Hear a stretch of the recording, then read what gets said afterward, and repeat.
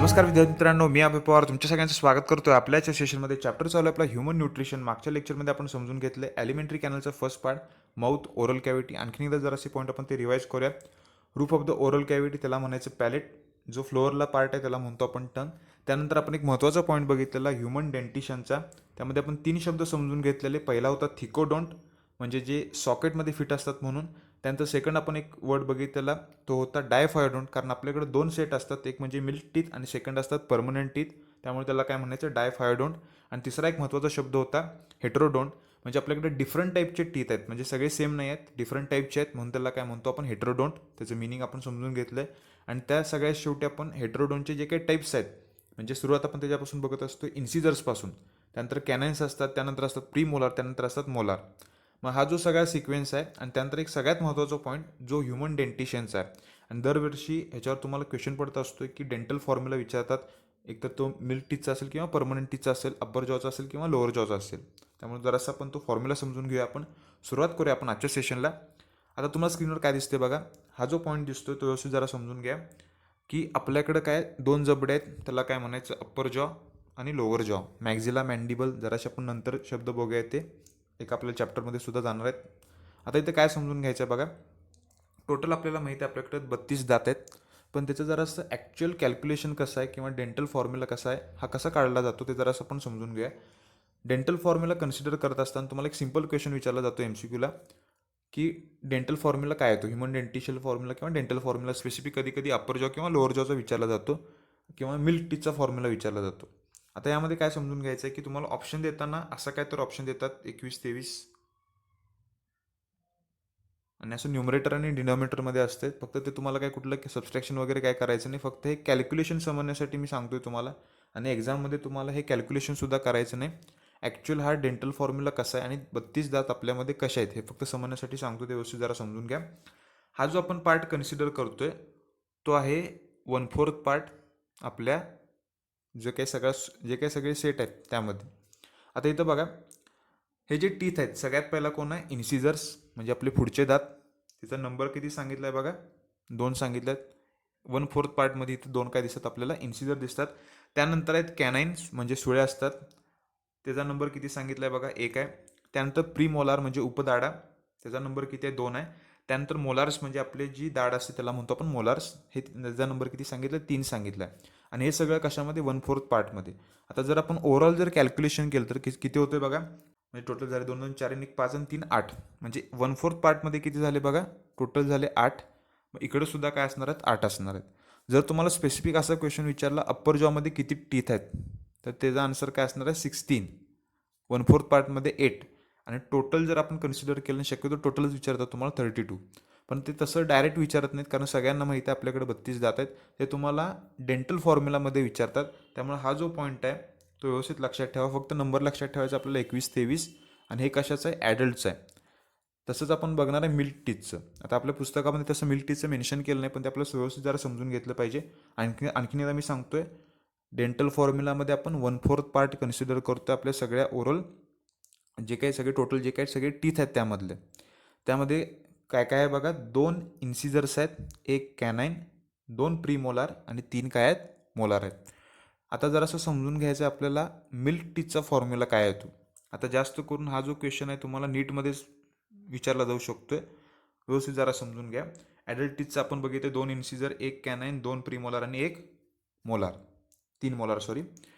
त्यानंतर बघा, जे काही क्वेश्चन कसा पडत असतो, एक तर 3 ते 5 वर्षाच्या मुलामध्ये डेंटल फॉर्म्युला काय असणार आहे किंवा मिल्क टीथचा डेंटल फॉर्म्युला काय असणार आहे, असं तुम्हाला क्वेश्चन विचारला जाऊ शकतोय.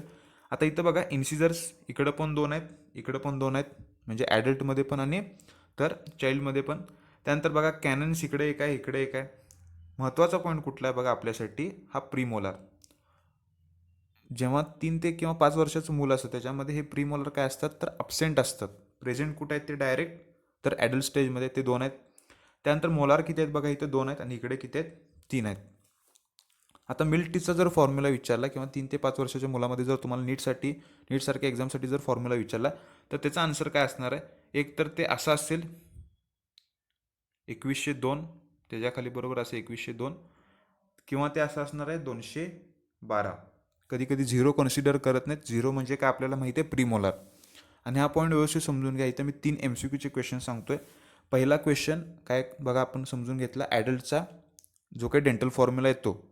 त्यानंतर आपण काय समजून घेतलं आहे, जो मिल्क टीथचा आहे किंवा एखाद्या चाइल्डमध्ये जे काही टीथ असतात 3 ते 5 वर्षाच्या मुलामध्ये, त्याचा डेंटल फॉर्म्युला काय तो व्यवस्थित समजून घ्या. एक तर ऑप्शनमध्ये 212 असेल, कधी पण दोन्ही नसते लक्षात ठेवा, किंवा 2102 असेल. जसं ऑप्शन असेल तसं त्याचा आन्सर असणार आहे. कधी कधी 0 कन्सिडर करत नाहीत. आणखीन एक MCQचा क्वेश्चन तुम्हाला विचारला जाऊ शकतो की कुठले टीथ हे ॲडल्ट स्टेजमध्ये येतात किंवा आपले जेव्हा आपण लहान असतो तेव्हा आपल्याकडे ते ॲबसेंट असतात. तर त्याचा आन्सर काय असणार आहे, प्रीमोलार. आता ह्याच्यापेक्षा जरासं आणखीन एक डेप्थमध्ये कधी कधी क्वेश्चन विचारला जातो, आणि हे सगळं सांगतो मी ते नीटच्या पॉईंट ऑफ व्ह्यूनं. असं सुद्धा एकदा क्वेश्चन विचारला आहे की आपल्यामध्ये आपल्याला माहिती आहे की डायफॉयडोन टीथ आहेत, म्हणजे मिल्क टीथ आहे आणि परमनंट टीथ आहेत, 2 सेट असतात म्हणून डायफॉयडोन. असं कुठलं टीथ आपल्याकडं प्रेझेंट आहे का, किंवा टूथ असं कुठलं प्रेझेंट आहे का स्पेसिफिक, जे फक्त ॲडल्ट स्टेजमध्ये येते किंवा त्याला आपण मोनोफायोडोंट म्हणू शकतो, एकदाच येतं म्हणून. तर त्याचा आन्सरसुद्धा काय असणार आहे, प्रीमोलार. व्यवस्थित सगळे MCQचे क्वेश्चन समजून घ्या. जसं ऑप्शन असेल तसा आन्सर असणार आहे. जास्त करून ॲडल्टचाच तुम्हाला डेंटल फॉर्म्युला विचारला जातो, पण आता नीटसाठी तुम्हाला दोन्ही पण लक्षात ठेवायचे आहेत, मिल्क टीथचा पण आणि परमनंट टीथचा पण. त्यानंतर बघा पुढचा पॉईंट. आता बघणार आहे आपण जे काही स्ट्रक्चर आहे कशाचं, आपल्या टूथचं. सिंगल असेल तर टूथ म्हणतो आपण, अनेक असतील तर टीथ म्हणत असतो. Tooth consist of portion that projects about the gum. Gum म्हणजे त्याला आपण हिरडी म्हणतो. Called as a crown. And the root is made up of the 2 or 3 projection which are embedded in the gum. आता इथं काय समजून घ्यायचं आहे बघा, जे जे काय आपलं दात असणार आहे त्याचे काय काय स्ट्रक्चर्स असणार आहेत. इथं 2 शब्द सांगितलेत. एक म्हणजे सांगितलं आहे क्राऊन, जो आपल्याला जर आपण आरशात जर बघितलं, जो आपल्याला दिसत असतो तो पार्ट काय झाला, क्राऊन. आणि जो हिरडीमध्ये असतो आत त्याला काय म्हणायचं, रूट. साधं सोपं आहे बघा, जरा डायग्रामच्या थ्रू आपण समजून घेऊया. वरचा जो पार्ट आहे, हे बाकीचे सगळे लेबल्स नंतर आपण बघूया. सगळ्यात पहिलं आपल्याला काय समजून घ्यायचं आहे, क्राऊन आणि रूट काय असतं ते. ही झाली आपली हिरडी झाली बघा, इथं काय दिसतं आपल्याला, हिरडी दिसते, ही गम्स म्हणतो आपण त्याला. आणि हा जो वरचा जो पार्ट आहे सगळा, त्याला काय म्हटलं आपण, क्राऊन. आणि जो असा आत एम्बेड झाला आहे त्याला काय म्हटलं आपण, रूट. दोघांना कनेक्ट करणारा एक मध्ये पार्ट असतो त्याला म्हणायचं नेक. आता हे रिजन झाले बघा व्यवस्थित, आणि स्पेसिफिक आपण सगळे लेबलसुद्धा बघणार आहे. आणखीन एकदा समजून घ्या. जो वर पार्ट दिसतोय त्याला म्हणायचं क्राऊन. जो हिरडीच्या मध्ये असतो, असा एम्बेड झालेला असतो गम्समध्ये, त्याला म्हणायचं रूट. दोघांना कनेक्ट करणारा त्याला म्हणायचं काय, नेक. आता इथं काय काय एक्स्ट्रा शब्द आहेत बघा, साईडला आपल्याला इथं लेबल दिसत आहेत बघा. सगळ्यात पहिला महत्त्वाचा शब्द काय आहे, तर त्याला म्हणायचं इनॅमल. त्याला काय म्हणणार आपण, इनॅमल.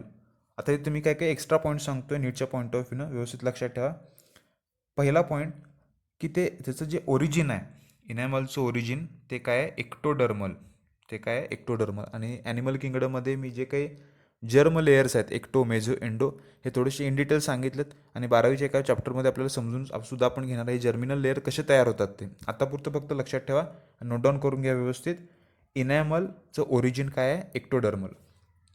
हे जे आउटर आहेत ते. त्यानंतर बघा जे डेंटाईन आहे, सेकंड जी लेअर आपल्याला दिसतं बघा इनॅमलच्या खाली, हा जो पार्ट दिसतोय बघा, त्याला काय म्हटलं आपण, डेंटाईन. आणि त्याचं जे ओरिजिन आहे ते काय आहे, तर मेझोडर्मल आहे. त्याचं ओरिजिन काय आहे, मेझोडर्मल, म्हणजे मिडल लेअरपासून तयार झाले. एवढाच फक्त पॉईंट लक्षात ठेवा. त्यानंतर जो पार्ट आहे तो आहे पल्पचा. हा जो पार्ट दिसतोय बघा रेड कलरमध्ये, त्याला काय म्हणायचं, पल्प. 3 लेअर आहेत, व्यवस्थित समजून घ्या. आउटर जो सगळ्यात वर जे दिसते आपल्याला, आवरण दिसते, त्याला म्हणायचं काय, इनॅमल. असं प्रॉपर असं त्याचं मराठी मिनिंग नाही, साधं सोपं समजून घ्या. दातांवरचं जे आवरण आहे ते काय झालं, इनॅमल. त्यानंतर जो मगजचा पार्ट आहे, म्हणजे आवरणाच्या बरोबर जो खाली आहे, त्याला म्हणायचं डेंटाईन. आणि पल्पला कधी आपल्याला बऱ्याच वेळेला शब्द जात असतो बघा, फ्रूटमध्ये जात असतो, फ्रूट पल्प. पल्पला आपण शब्दशः मराठीत म्हणत असतोय गर. पण इथं समजून घ्यायचं, जो सगळ्यात आतला जो पार्ट आहे त्याला काय म्हणायचं, टूथचा, त्याला म्हणायचं पल्प किंवा पल्प कॅव्हिटी. तिन्ही शब्द व्यवस्थित लक्षात ठेवा, इनॅमल, डेंटाईन आणि पल्प. त्यानंतर बघा हा जो पार्ट आहे क्राऊनचा, मधला पार्ट दोघांना कनेक्ट करणार नेक, एम्बेड असलेला रूट. त्यानंतर इथं काय काय सांगितले बघा, हार्डेस्ट म्हणजे सगळ्यात जो वरचं जे आवरण दिसतं त्याला काय म्हणतो आपण, इनॅमल. त्यानंतर त्याच्या आत काय बघा, आणि इथं जर असं क्लिअर दिसतंय बघा, हा जो पार्ट आहे त्याला काय म्हटलं आपण, डेंटाईन. आणि त्याच्या आत काय बघा, पल्प, किंवा त्याला म्हणतो आपण पल्प कॅव्हिटी. प्रत्येकाचं मी ओरिजिन सांगितले. इनॅमलचं MCQला क्वेश्चन लक्षात ठेवा, एक्टोडर्मल. डेंटाईनचं काय लक्षात ठेवणार आपण, तर मेझोडर्मल ओरिजिन आहे. आता ते कशापासून काय काय तयार झालं ते व्यवस्थित जरा समजून घ्या. आता बघा फर्स्ट पॉईंट काय आहे तो, a short neck connect the crown with the root. मगाशीच आपण बघितलं, the crown is covered by hardest substance of the body is called as enamel. आता तुम्हाला MCQला एक काय क्वेश्चन विचारला जातो बघा, सगळ्यात आउटर कवरिंग आपल्या टीथचं किंवा टूथचं, असा क्वेश्चन एक असतोय. आणि बऱ्याच वेळेला हा क्वेश्चन पडला आहे बघा, hardest substance of the body. काय शब्द आहे बघा, हार्डेस्ट सबस्टन्स. दोन प्रकारे तुम्हाला क्वेश्चन विचारला जाऊ शकतो. एक म्हणजे हार्डेस्ट टिश्यू, एक शब्द काय असू शकतो, हार्डेस्ट टिश्यू. तर त्याचा आन्सर असणार आहे बोन. त्याचा आन्सर काय असणार आहे, बोन. पण जर तुम्हाला क्वेश्चन विचारला हार्डेस्ट सबस्टन्स कुठला आहे आपल्या बॉडीमध्ये, तर त्याचा आन्सर काय असणार आहे, तर इनॅमल. नोट डाऊन करून घ्या व्यवस्थित, MCQचा क्वेश्चन आहे. Hardest substance of the body is called as enamel. Enamel is made up of calcium phosphate and calcium carbonate. आता हे कॉम्पाऊंड्स आपल्याला माहिती आहेत, बऱ्याच वेळेला आपला शब्द गेला केमिस्ट्रीमध्ये. कॅल्शियम फॉस्फेट आणि कॅल्शियम कार्बोनेटपासून तयार झालेत. आणि आणखीन एक असं त्याला म्हणतो आपण फ्लोराइड्स. काय मेन्शन केलं नाही तरी चालते, फक्त कॅल्शियम कार्बोनेट किंवा कॅल्शियम फॉस्फेट दोन्ही पण महत्त्वाचे आहेत. आणि आणखीन एक पॉईंट इथं लक्षात ठेवा, जे इनॅमल आहे ते काय आहे, नॉन लिव्हिंग. ते काय, नॉन लिव्हिंग पार्ट आहे. आता बरेच अशा गोष्टी आहेत ते आपल्या बॉडीमध्ये काही काही नॉन लिव्हिंग असतात. जसे आपले नेलचा जो वरचा जो टिपचा पार्ट असतो ते नॉन लिव्हिंग असतात. ते कट केल्यावर आपल्याला जास्त काही त्रास होत नाही. मग थोडक्यात व्हॅस्क्युलर असतात, आपण असं म्हणू शकतो. त्यानंतर आपले जे केस असतात, ते जे वरचा जो टिपचा पार्ट असतो ते सुद्धा नॉन लिव्हिंग असतो, कॅरेटिनपासून तयार झालेले असतात. असे काही काही आपल्या बॉडीमध्ये पार्ट्स आहेत की जे नॉन लिव्हिंग असतात.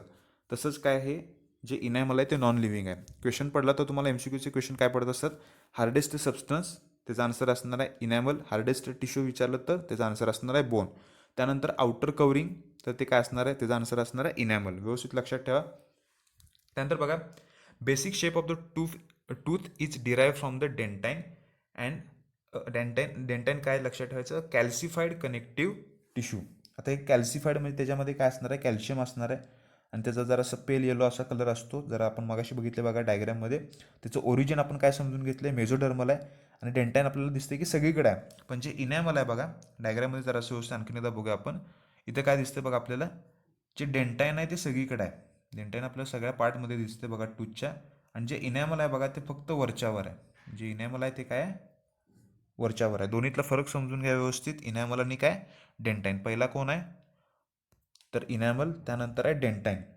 आणि त्यानंतर बघा, it filled with the connective tissue pulp. Sorry, dentine is encloses cavity is called as pulp cavity. आणि त्यामध्ये काय प्रेझेंट आहेत, कनेक्टिव्ह टिश्यू.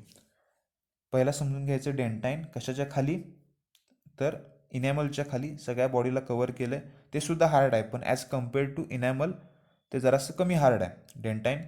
त्यानंतर बघा, ओरिजिन काय आपण बघितलं आहे, मेझोडर्मल. हा एक पॉईंट महत्त्वाचा आहे, MCQचा क्वेश्चन आहे, व्यवस्थित लक्षात ठेवा. आणि डेंटाईन सगळीकडे प्रेझेंट आहे, हा महत्त्वाचा जरा पॉईंट आहे.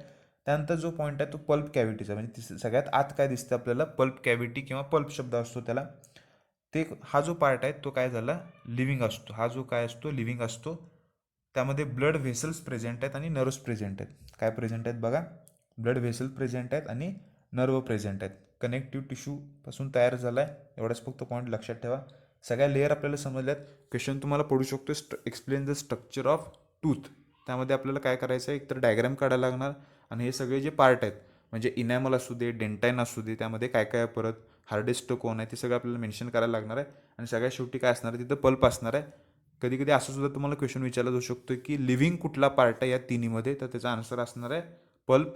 कारण त्याच्यामध्ये काय प्रेझेंट आहेत, तर ब्लड व्हेसल्स आहेत. किंवा व्हॅस्क्युलर कुठला पार्ट असणार आहे हे सुद्धा लक्षात ठेवा व्यवस्थित. व्हॅस्क्युलर कुठला पार्ट आहे, पल्प आहे. किंवा नर्व कुठं प्रेझेंट आहे, तर ते पल्पमध्ये प्रेझेंट आहेत. असे सिंपल क्वेश्चन तुम्हाला विचारले जातात, एकदम सिंपल सगळे आहेत बघा स्ट्रक्चर ऑफ टूथमध्ये. पुढचा पॉईंट बघूया आता आपण. The pulp cavity has extension in the root of the tooth called as root canal.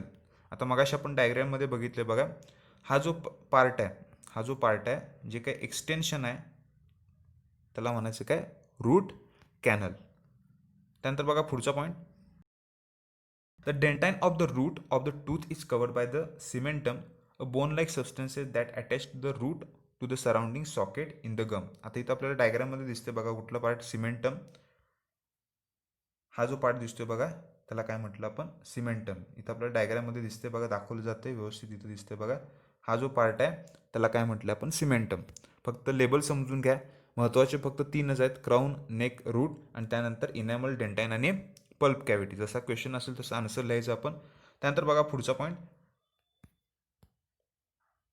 The study of teeth with respect to their number, arrangement and development is known as dentition.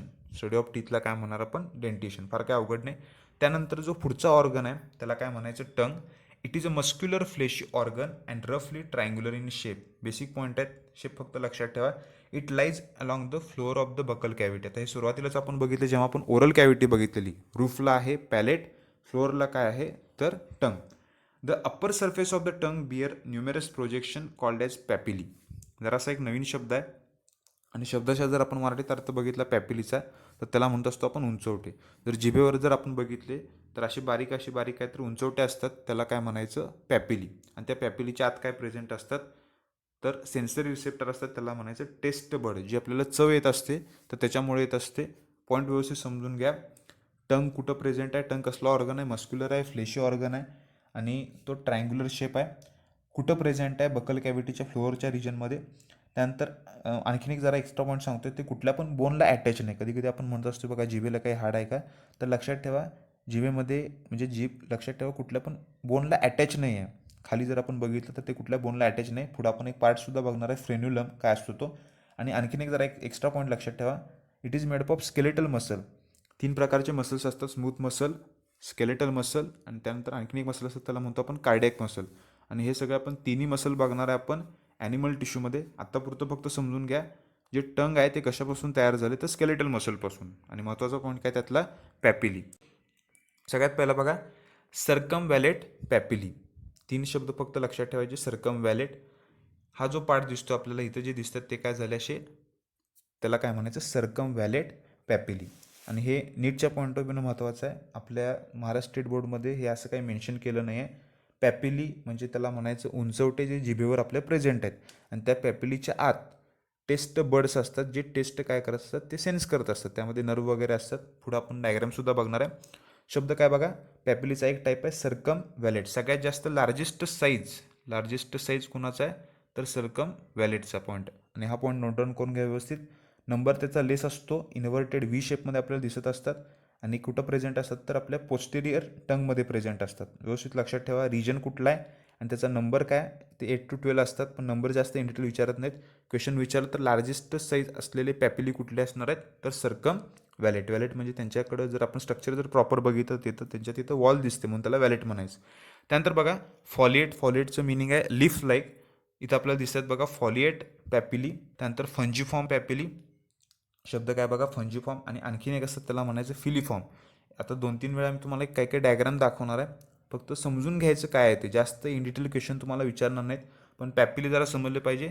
सर्कमव्हॅलेट, त्यानंतर फॉलिएट इथं दिसतात आपल्याला, ते leaf like म्हणू शकतो आपण त्याला. त्यानंतर फंजिफॉर्म म्हणजे फंगस लाईक इथं आपल्याला दिसून येतात. पहिला बघा व्हॅलेट म्हणजे सर्कमव्हॅलेट पॅपिली इथं आपल्याला दिसतात बघा इन्व्हर्टेड व्ही शेपमध्ये. व्हॅलेट का म्हणायचं, कारण त्यांच्याकडे अशी काय असते तर प्रेझेंट असते अशी वर वॉल असते म्हणून त्याला काय म्हणायचं व्हॅलेट. फिलिफॉर्म एक जरा नवीन एक शब्द आहे, त्याला म्हणायचं थ्रेड लाईक, एखाद्या धाग्यासारखं दिसत असतं म्हणून त्याला म्हणायचं फिलिफॉर्म. फिलिफॉर्म पॅपिलीसुद्धा प्रेझेंट आहेत. लोकेशनसुद्धा दाखवले जरासं आपण ती डायग्राम जराशी एनलार्ज केल्या बघा प्रत्येक पॅपिली. त्यानंतर फॉलिएट लिफ लाईक असतात म्हणून त्याला काय म्हणायचं फॉलिएट. त्यानंतर आहेत फंजिफॉर्म पॅपिली, फंगससारखे दिसून येतात म्हणून त्याला काय म्हणायचं फंजिफॉर्म. आता पुस्तकात जे काही नीटच्या पॉईंट ऑफ व्ह्यूनं जर मी सांगतोय काही काही जी NCERT लेवलची जी काही सगळे बुक्स आहेत त्यामध्ये 3च फक्त मेन्शन केल्यात, फिलिफॉर्म, फंजिफॉर्म आणि व्हॅलेट किंवा सर्कमव्हॅलेट पॅपिली. तेवढे 3 पॅपिली लक्षात ठेवा. आणि पॅपिली काय असतात तर एक प्रोजेक्शन असतं किंवा एक अशी उंचवटे असतात जे आपल्या जिभेवर प्रेझेंट असतात आणि त्याच्या आतमध्ये काय असतात तर टेस्टबड असतात. व्यवस्थित जरा समजून घ्या. हे सगळे आपण काय बघितलेत पॅपिली बघितल्यात. आणि पॅपिली जर आपण असे एनलार्ज केले तर त्याच्या आत काय दिसते बघा आपल्याला, तर असे काय प्रेझेंट आहेत तर टेस्ट बड प्रेझेंट आहेत. काय प्रेझेंट आहेत, टेस्ट बड प्रेझेंट आहेत.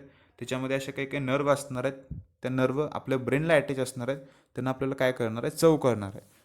आणि त्यानंतर बघा आपण पुढचा पॉईंट, हा जो पार्ट दिसतो आपल्याला टंगचा त्यामध्ये बघा जर आपण जीभ वर केली तर आपल्याला इथं खाली हा जो पार्ट दिसतोय लिगामेंटसारखा त्याला काय म्हणायचं फ्रेन्युलम. शब्द फक्त लक्षात ठेवा, मराठीत त्याला काय तर जीवाबंध म्हणतो आपण.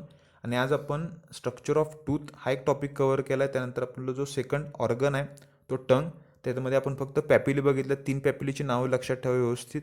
आणि त्यानंतर फ्रेनुलम हा एक शब्द लक्षात ठेवा, जो कनेक्ट करत असतो बकल कॅव्हिटीला आणि आपल्या म्हणजे फ्लोअरच्या पार्टला आणि टंगला. आजच्या पुरता आपण इथे थांबूया. पुन्हा भेटू आपण पुढच्या सेशनमध्ये लवकरच.